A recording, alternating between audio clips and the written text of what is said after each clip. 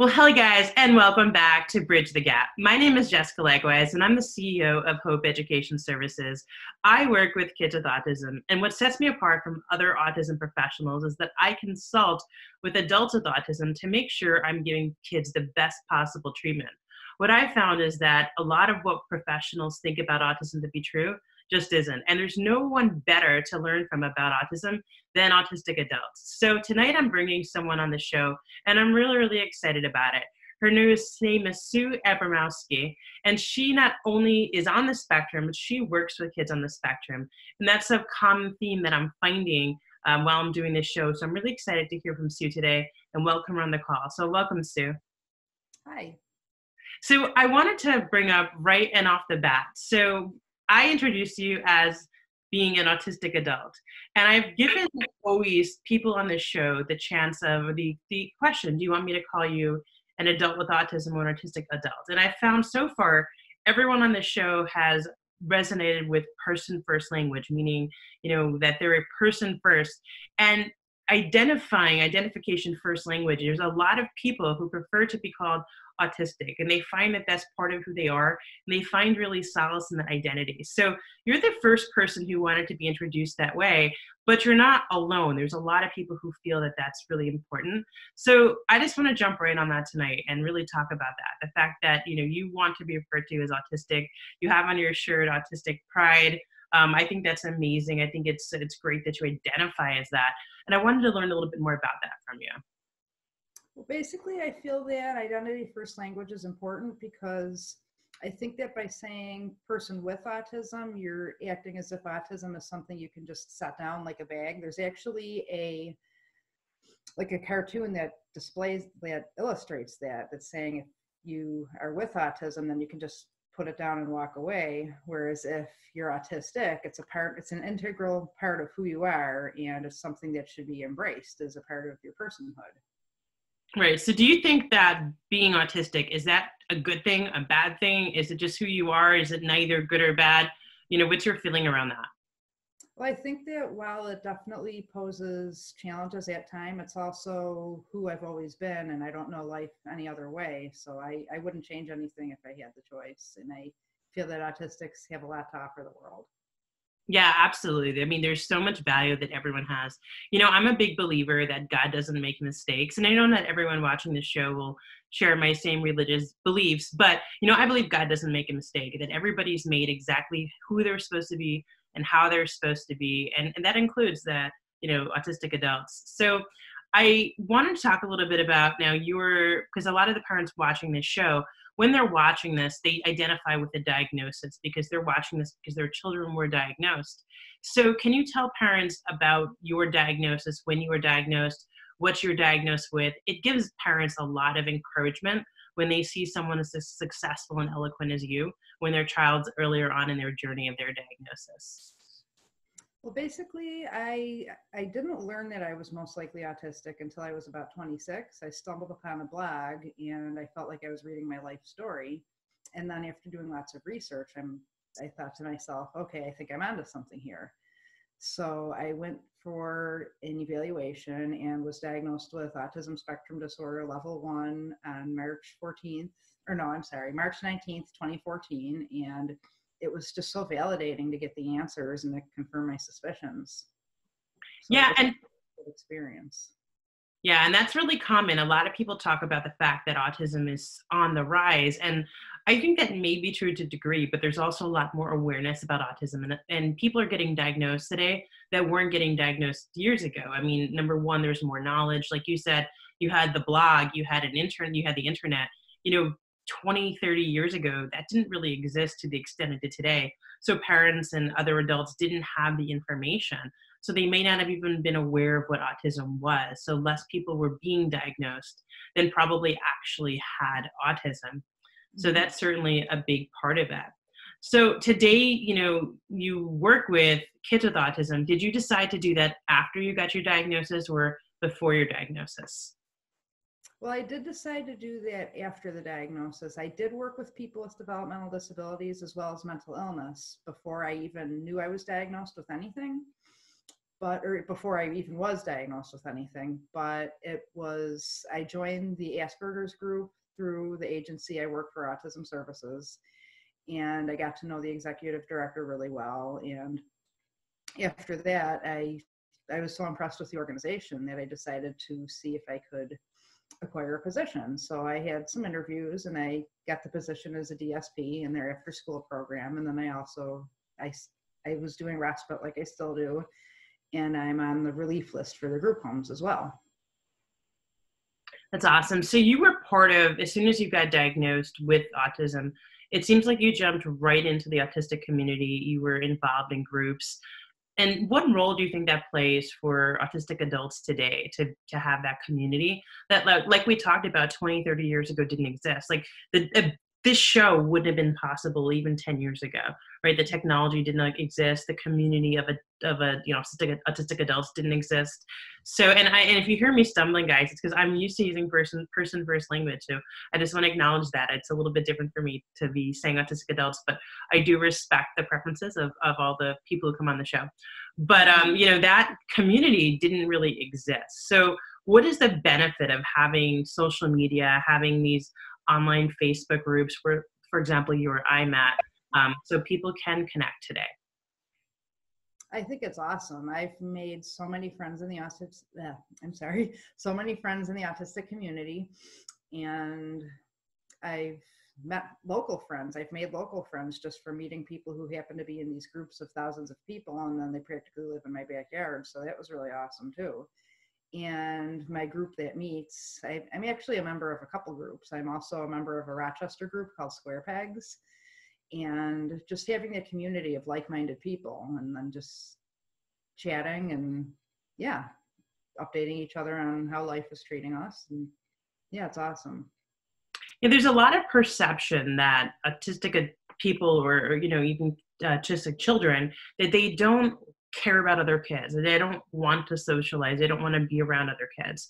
And that's not really true, right? The truth is that everyone wants socialization. Everyone craves like human connection. It's just part of what makes us human.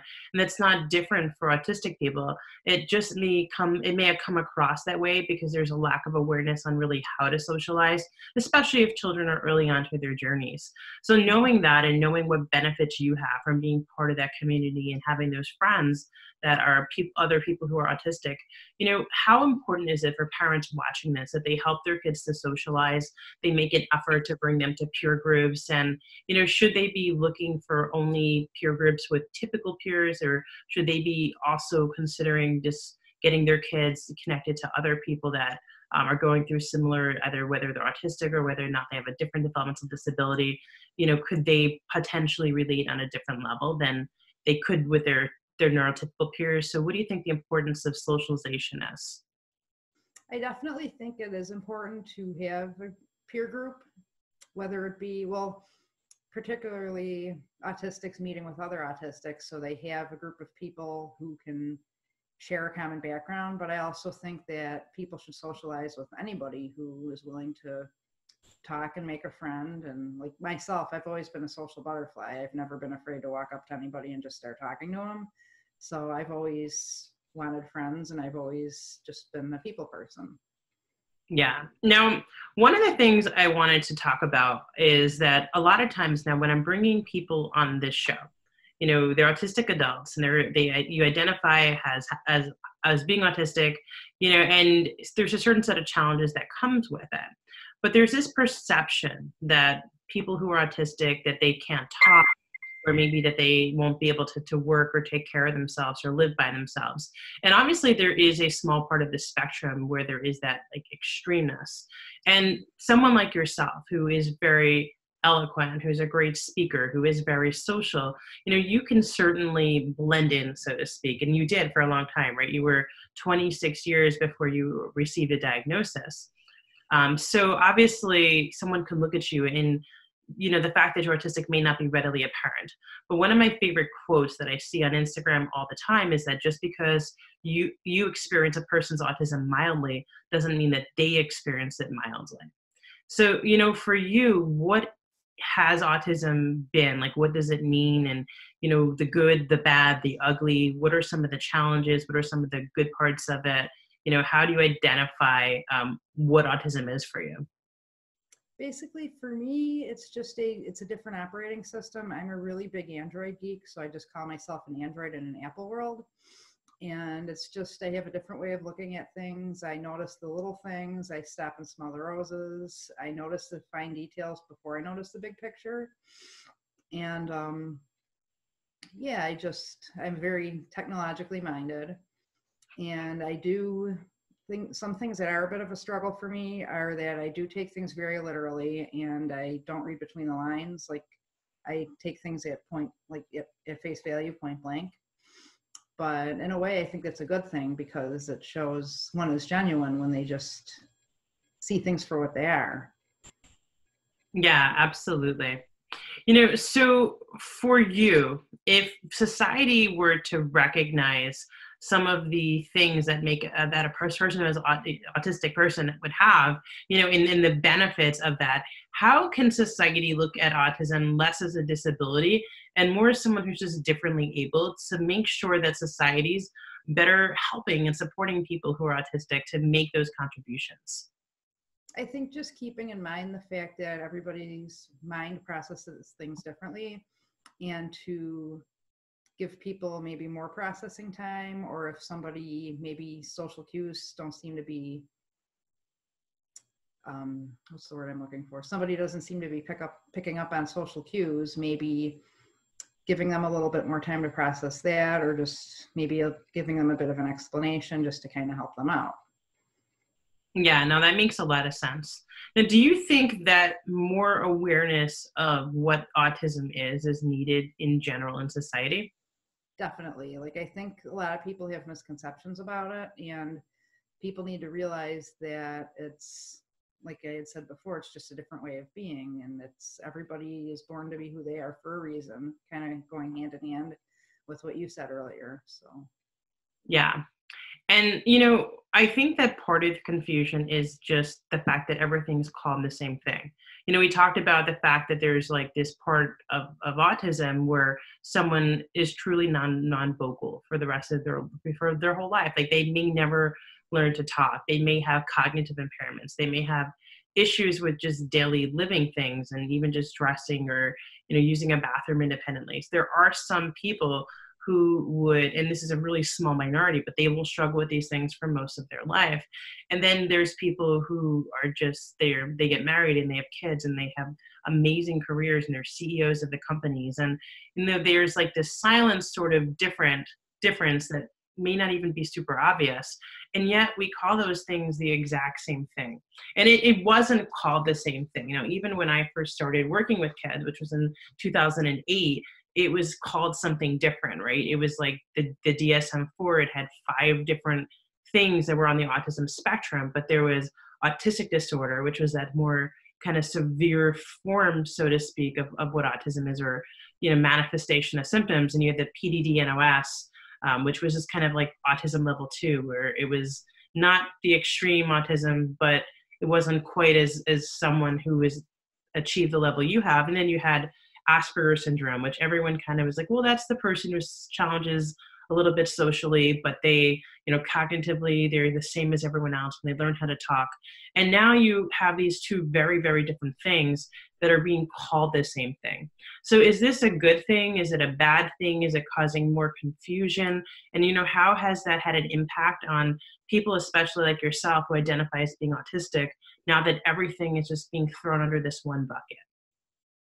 I think in a way that it's a good thing, because it's showing, like, it's not showing, like, I think the way it was separated or the way it was divided before kind of separated the community, whereas now everybody's kind of coming together, because it is a spectrum, and it's not a linear spectrum, but rather more like a pie chart, where everybody's challenges and everybody's gifts are all dots on different places in the pie graph. Or it's almost like a web. Yeah, more like a web, I would say. But I think it brings the community together, because like with functioning labels, a lot of people think, oh, this person's high functioning or this person's low functioning, whereas some people might be quote unquote high functioning in some areas and then low functioning in others. So you could have two people who, in one situation, somebody might get one impression, and then in a different situation, somebody might get a totally different, I lost the word, impression, I think is what I meant to say. But yeah, I think that because we're all members of the same community, I like that it gets rid of those lines of division and we're just all autistic, and no matter where someone falls on the spectrum, everybody's life and everybody's input to the world is valuable. Yeah, absolutely. And now, do you think that there's power in getting a diagnosis early? Do you wish you got your diagnosis when you were younger? If you went back, would you have preferred as a child, like knowing, okay, I'm autistic, or do you think it was better to find out as an adult? This is actually something I've put a lot of thought into. And while part of me wishes that I had been diagnosed younger and would have had answers earlier to maybe help me along, another part of me has strong belief in that everything happens for a reason, and that I was diagnosed exactly when I was meant to be. I was diagnosed actually at 31. It was 5 years after I first suspected. But after doing all the research, that's when I finally went for my assessment. So yeah, it was just going on 6 years ago. So I've learned so much in that time, and it's definitely a powerful thing to know. Yeah, so I apologize. You said 31 and I said 26. So my math was off. So we know to never trust my math, especially after 6 p.m. After I've done math all day, dividing things out for ABA. So on the note of ABA and services, so obviously I work with kids with autism. You know, part of not getting a diagnosis, maybe today, and I don't know how true that was, you know, when you were a child 30 years ago, but you know, if you don't have a diagnosis today, you won't have access to the same level of services that kids with a diagnosis have.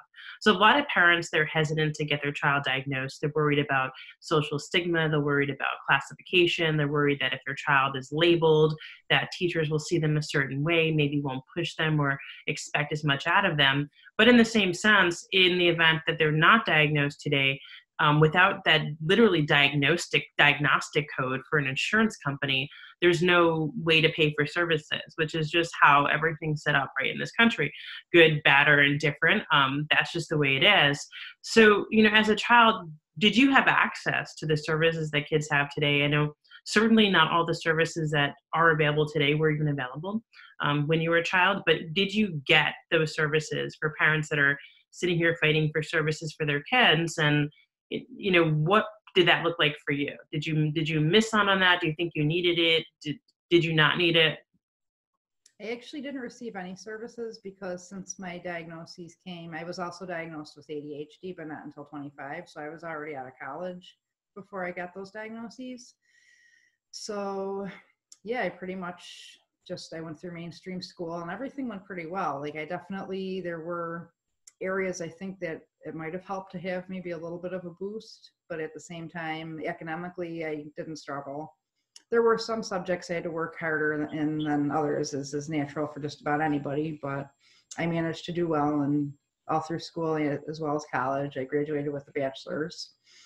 But there were definitely like social things there that I didn't pick up on right away. And yeah, that's pretty much the extent it was, I would say. Yeah, and that's pretty common. And it's pretty common that someone would be in your position and get a diagnosis, who got a diagnosis later, to never have gotten services.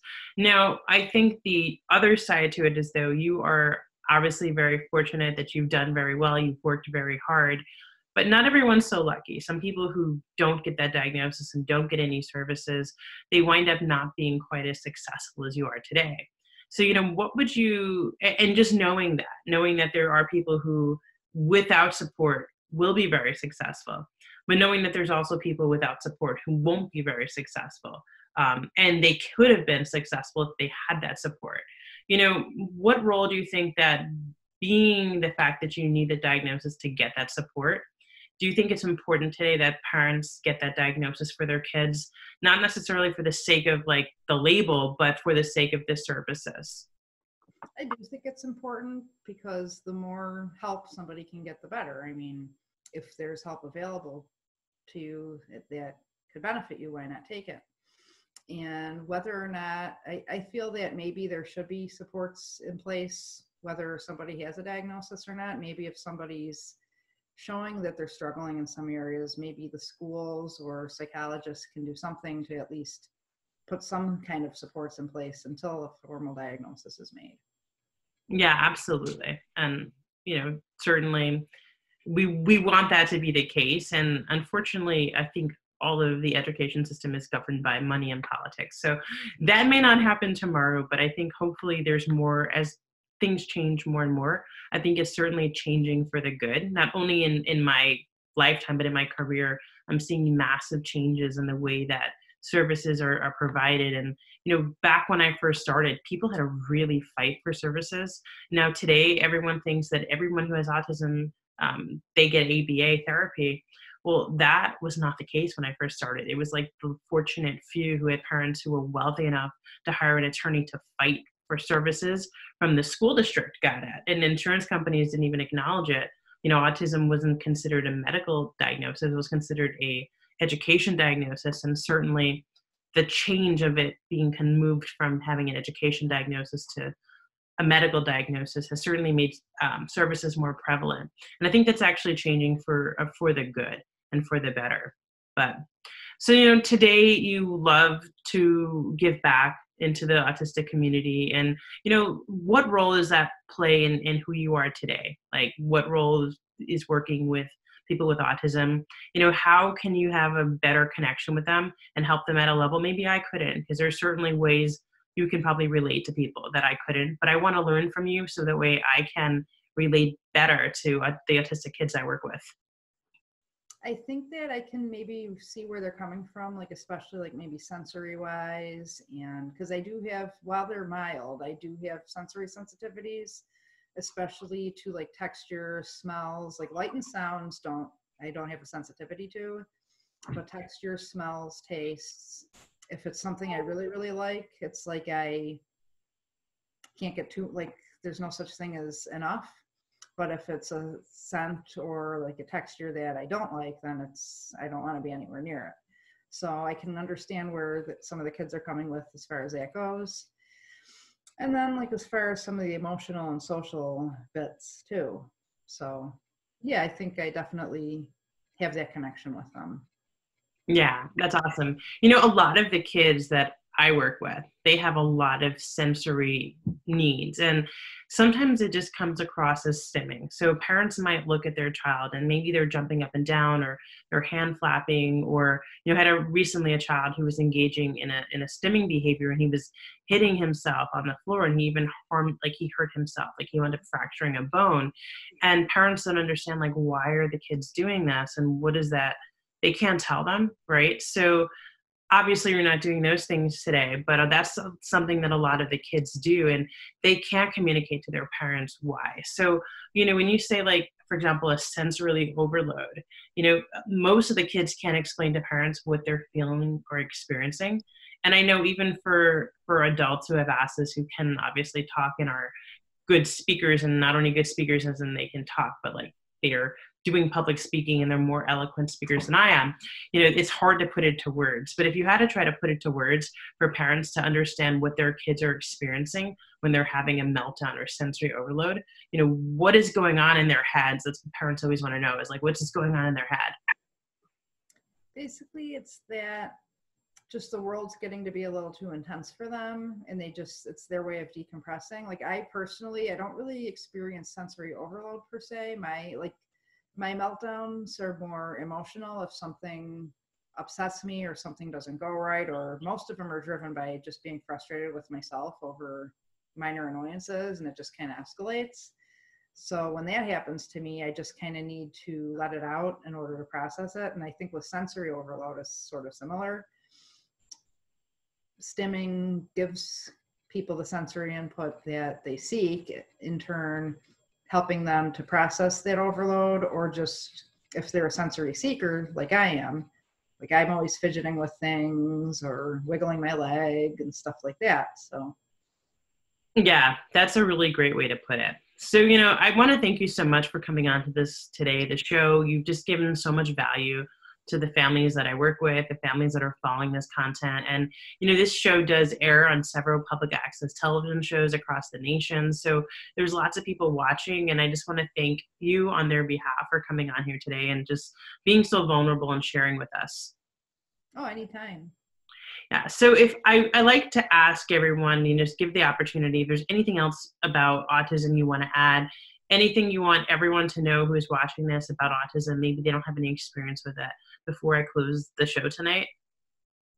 I just want to remind everybody that it is an operating system, and while a lot of times at first the diagnosis might be daunting, just to remind yourselves that the more you know about yourself, the better you can help yourself. And knowing that you're autistic, you're able to capitalize on your strengths while overcoming the hurdles.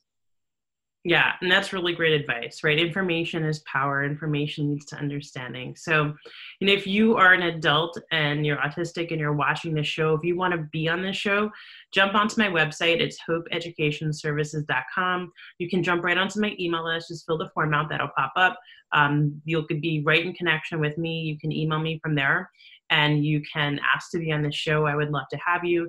If you're a parent and you're watching this, if you have questions, either you want to have me answer, either with my blog post or on my YouTube channel, you can also get on the list and you can send them in that way. This show does air at 9 p.m. on my YouTube channel. You can get that by going to getautismanswers.com. It also plays on live television. So if you're watching this live on television, welcome. You can head over to my sites and we can connect there. So thank you so much. I look forward to being with everyone next week at 9 p.m. Eastern Time. This has been another episode of Bridge the Gap.